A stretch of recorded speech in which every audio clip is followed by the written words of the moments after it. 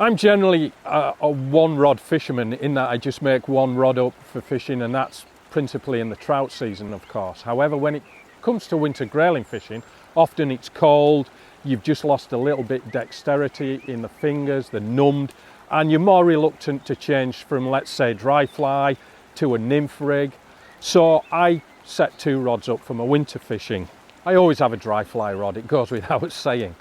And my preferred outfit, without question, is the Hardy Ultralight 10 foot 2 inch 2-weight LL series. It's a lovely forgiving action. It's a great nymphing rod as well, by the way, and a spider rod, but it's my go-to dry fly rod without question. One of the key things for me is the down locking reel seat that positions the reel right at the back there, so the outfit is balanced with that extra length on the rod. That forgiving action also protects those ultra-fine tippets, say when you're dropping down to 0.1 or 0.09 millimeter tippets. This rod is capable of protecting those, and you've got full confidence you can deliver small flies on fine tippets and still land good sized fish. The other rod is, no surprise, is another long rod, a 10 foot rod. This is the 4-weight and it's the standard ultralight.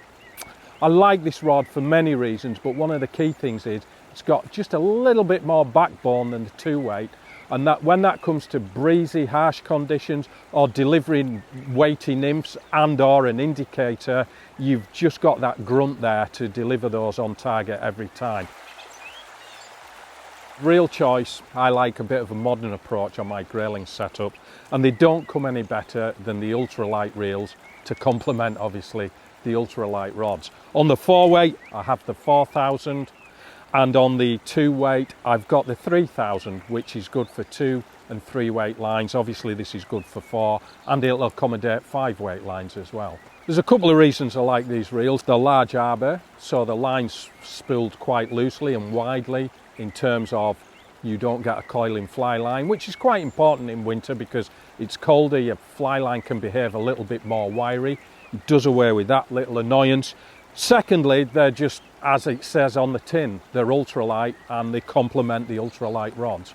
They're disc drag as well, which makes them highly desirable. Not so much for grayling fishing. We know grayling like to slog it out in their own domain, but we'll digress a little into trout fishing.